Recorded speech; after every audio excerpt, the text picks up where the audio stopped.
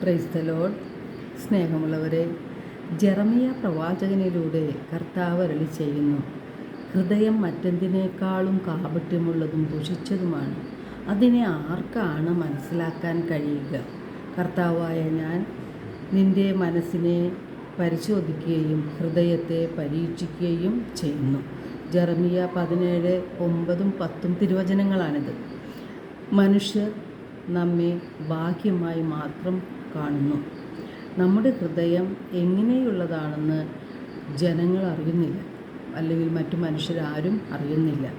എന്നാൽ നമ്മുടെ ഹൃദയം കാണുകയും മനസ്സിനെ പരിശോധിക്കുകയും ചെയ്യുന്നത് കർത്താവാണ്. കർത്താവ് നമ്മുടെ ഹൃദയത്തിൻ്റെ അവസ്ഥ തിരുവചനങ്ങളിലൂടെ തന്നെ വ്യക്തമായി തരുന്നുണ്ട്. മനുഷ്യ ഹൃദയത്തിൻ്റെ കാപട്യവും ദുഷിച്ച അവസ്ഥയും കർത്താവ് വ്യക്തമാക്കുകയാണ് ചെയ്യുന്നത്. ഓരോരുത്തരും അവനവൻ്റെ ദുഷ്ടഹൃദയത്തിൻ്റെ പ്രേരണയനുസരിച്ചാണ് പ്രവർത്തിക്കുന്നത്. അതിനാൽ നമ്മുടെ ദുഷ്ടമാർഗത്തിൽ നിന്നും പിന്തിരിയണമെന്ന് കർത്താവ് നമ്മോട് അരുളി ചെയ്യുകയാണ്. നമുക്ക് ദൈവത്തെ അനുസരിക്കാൻ കഴിയാത്തത് നമ്മുടെ ഹൃദയത്തിലുള്ള അഹങ്കാര ചിന്ത കൊണ്ടാണ്. ആ അഹങ്കാര ചിന്തകൾ ദൈവത്തിനെതിരായ വെല്ലുവിളിയും തല്ലലും ആയി മാറുന്നു. നാം ദൈവത്തെ നിഷേധിക്കുന്നതോടൊപ്പം നമ്മുടെ ജീവിതത്തെ നാം നശിപ്പിക്കുകയാണ് ചെയ്യുന്നത്. അഹങ്കാരിക്ക് എളിമപ്പെടാൻ സാധിക്കുകയില്ല. ജീവിതത്തിൽ തകർച്ചകൾ ഉണ്ടാകുമ്പോൾ അഹങ്കാരി നിരാശപ്പെടുകയും എളിമയുള്ളവൻ ദൈവത്തിൽ ആശ്രയിക്കുകയുമാണ് ചെയ്യുന്നത്.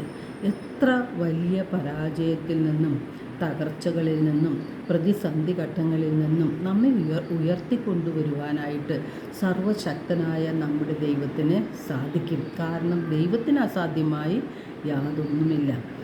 മനുഷ്യരുടെ മുൻപിൽ നല്ലവരായി കാണപ്പെടുന്ന നാം നമ്മുടെ ഹൃദയത്തിൽ അസൂയയും അഹങ്കാരവും വെറുപ്പും വിദ്വേഷവും പ്രതികാര ചിന്തകളും സൂക്ഷിക്കുന്നു. അതിനാൽ നമ്മുടെ ഹൃദയം ദുഷിച്ചതാണെന്ന് കർത്താവ് പറയുന്നു. ദൈവഹിതപ്രകാരം ജീവിക്കുമ്പോഴാണ് നമ്മുടെ ഹൃദയത്തിൽ വിശുദ്ധി വരുന്നത്, നമ്മുടെ ജീവിതം ധന്യമായി മാറുന്നത്. പ്രഭാഷകൻ 10:7 തിരുവചനം പറയുന്നുണ്ട്, അഹങ്കാരം കർത്താവിനെയും മനുഷ്യരെയും വെറുപ്പിക്കുന്നു എന്ന്.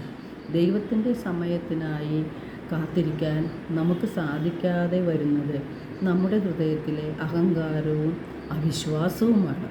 എല്ലാ പുണ്യങ്ങളും എളിമയിൽ നിന്ന് ഊന്നി നിൽക്കുകയാണ്.